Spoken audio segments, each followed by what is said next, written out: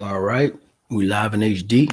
Just giving myself, as usual, a good old mic check. You know how I go. Let me check and make sure that's good to go, and we straight.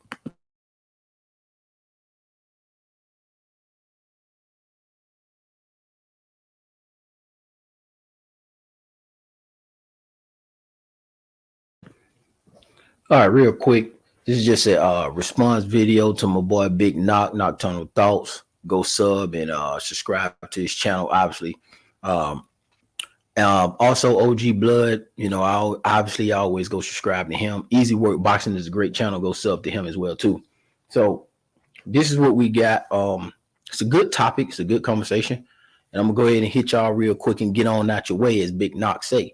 This is specifically a response video to him, so I won't be in here all day, all long, right? We're gonna just chop it up real quick and get up out of here. All right, so first of all, I agree with Blood and Easy Work Boxing about some of the hypocrisies, right? Some of the hypocritical thoughts on the Terrence Crawford versus Earl Spence Jr. situation. And I know most of us are kind of tired of the subject or burnt out on it because we already know the fight gonna happen and take place. But this is just a response to Big Knock because Big Knock's pretty cool. Um, so Big Knock, I'm gonna say this. I disagree with your assessment on Sean Porter not being prepared for the fight against Terrence Crawford.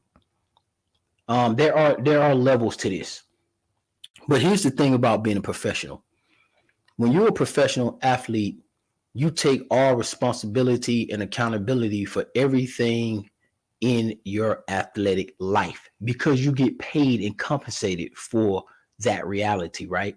This is not like intramural sports where you're doing it as a extracurricular activity, or you're fighting for an opportunity to become famous. You're in high school and you still got your book work to do and your obligations to your mom and your father and chores and shit like that. No, these are grown professional athletes that have made it to the pinnacle in which every time they lift a weight, they get paid.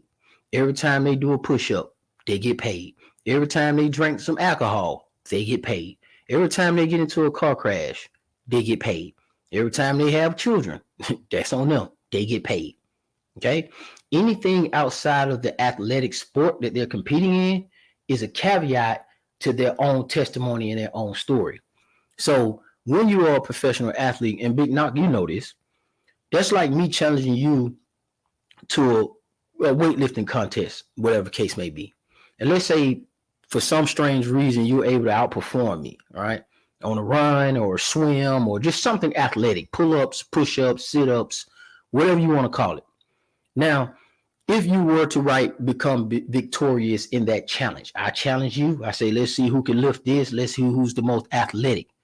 Now, if I'm not ready to take the full responsibility of the outcome of that said challenge or an event, then that's not your fault. That's not your problem. Because every time somebody lose, they're gonna always make an excuse, right? It's gonna be the father, it's gonna be the children, it's gonna be the wife, it's gonna be outside the ring issues. It's the police. It's because I'm black. It's because I'm white. It's because I got tricked. I was high. I didn't know. It's always a caveat when a man falls on his own sword. We all know this by now.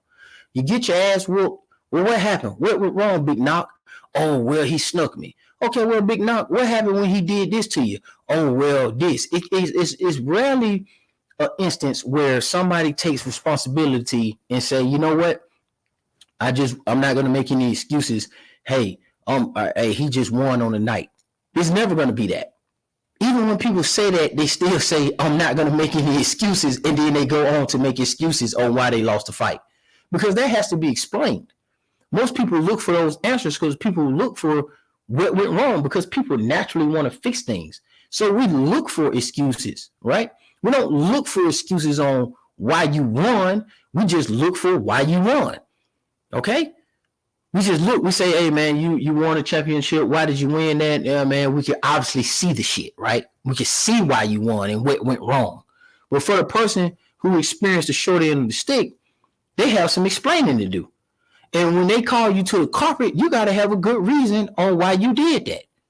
When your kids go to school, Big Knock, and he or she, or nephews or loved ones or people that you're familiar with in your neighborhood, they make good grades, you don't come and say, man, golly, man, you made all them good grades, man. Damn, what went wrong? You just don't do that. So with Terrence Crawford, we never get to ask Terrence Crawford what went wrong because he's stopping the shit out of people. But Terrence Crawford is not in the same position as your boy Sean Porter.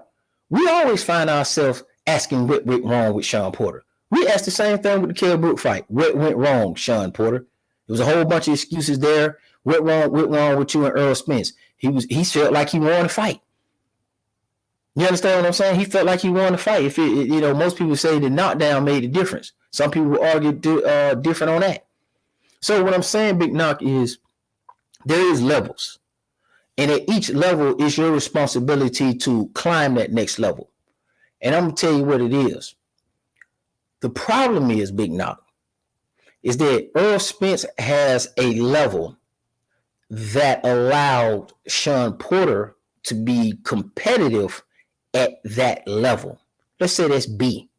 Okay?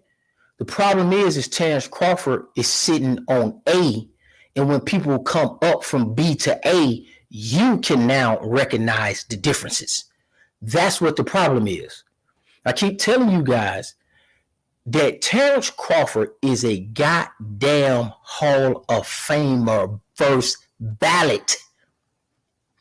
Okay? What don't we understand about this shit? Now, this right here, this fight, not because it's Earl Spence, because of the undisputed attachment to it. It ain't because of Earl Spence, it's because of the attachment to it. Okay? If he beats Earl Spence and become undisputed again, then this man is going to be compensated with the all-time greats. Okay? Let's not make no mistake about it. Let's not make no bones about it at all. This man is fighting to be considered an all-time great. If Earl Spence loses this fight, he just a 3-time belt holder. He ain't no Hall of Famer. He got to go on and do something else, maybe beat Canelo or somebody else. But if he loses the fight, he was just a good, solid welterweight that Terrence Crawford beat that had the other 3 belts to make him 2-time undisputed champion of the world.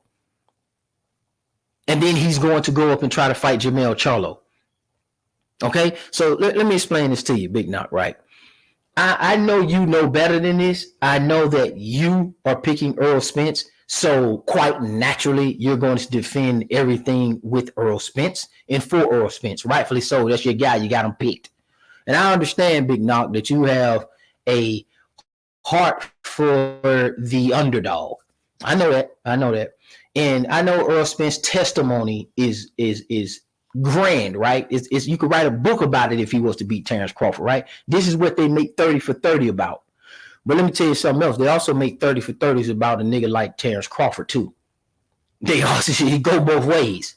And I think that's been missing within this whole back and forth about resumes and excuses and stuff like that. Because I keep catching people and trapping them, and they use their own words. They don't even realize what's happening to them. Like, if it's balanced, it's balanced. If it's not, it's not, but it is balanced. They both are even across the board. They just happen to get to the same point, which is said fight on July the 29th, a different route. Terrence Crawford had his route. Earl Spence had his route. Earl Spence said he wanted to take the easy road, and that's the name of his route. Terrence Crawford took the other road. I don't know, the Black Prime road. We'll say that. I don't know. All right? But at the end of the day, Terrence Crawford is a Hall of Famer adding to his ATG status. So Terrence Crawford sit at level A. Porter and Spence and Thurman, all of them sit at level B and C. And when they get in the ring with Terrence Crawford, you get to see the difference in the climb. That climb going up that ladder well from Hall B to Hall A, you gonna see it. Going up them steps, you're going to feel it in your legs. You're going to see the guy huffing and puffing. That's why you seen Terrence Crawford that's why you seen, Your boy Sean Porter said he gassed out. Yeah, because it was a long climb up to level 8, dummy. Not you, dummy. I'm saying that dummy. Terrence Crawford is the dummy.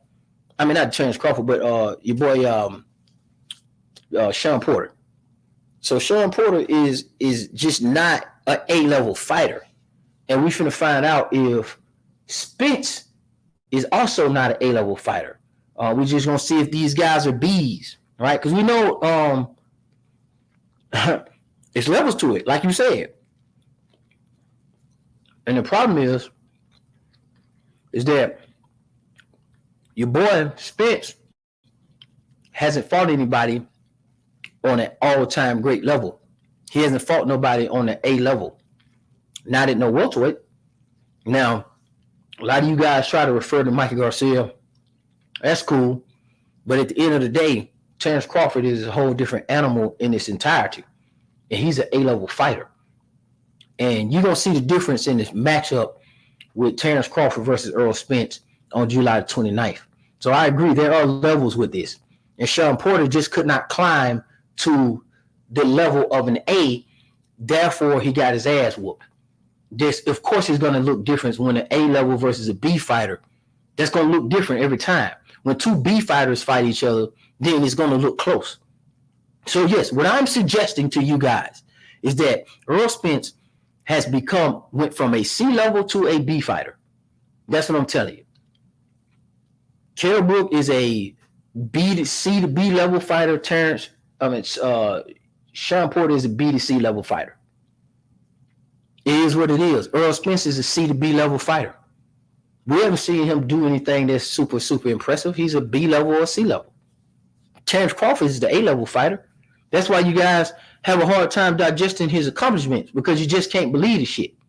You got to have an excuse, because there's no way this nigga Terrence Crawford is this good. He couldn't have fought nobody at the right time, on the right date, at the right hour. It must be the pork chops his opponent ate that make him not. It's got to be an excuse. It must be the weather. It must have been a limo ride to the fucking stadium. Oh, I got one. It might be the outfit. The outfit sapped their legs before he came in. Maybe it's the eye socket breaking, and maybe it's this, and maybe it's that. There's always a caveat when Terrence Crawford whooped the piss out of people, because he's A level. So what I'm been telling you guys is, I think he's supposed to. The best challenge he's gonna find out to impress me is when he go up to fight Jermell Charlo at 154. Straight up and down. I think that's when we'll find a beautiful challenge for him. That's when his test gonna come, and that's when he'll get vindicated, and that's when he'll probably get some credit. And at that point, you just can't deny the man if he stops Errol Spence and get undisputed, and then go right to Jermell Charlo and do something to him and become 3-time undisputed champion of the world at 140, 147, and 154. And those are hot divisions.